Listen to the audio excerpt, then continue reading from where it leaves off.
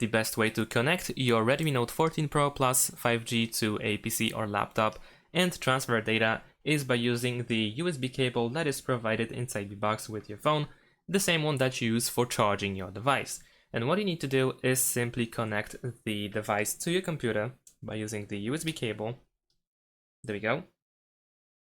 And let's connect to a computer. Of course, we see the information that we are charging our device. On your computer, you should see the information that your phone has been detected. And if nothing happens on the computer, if you cannot access files, what you need to do is open notifications.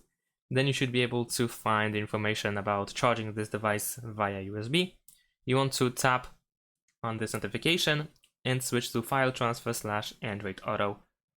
And now you should have access to files of your phone on your computer.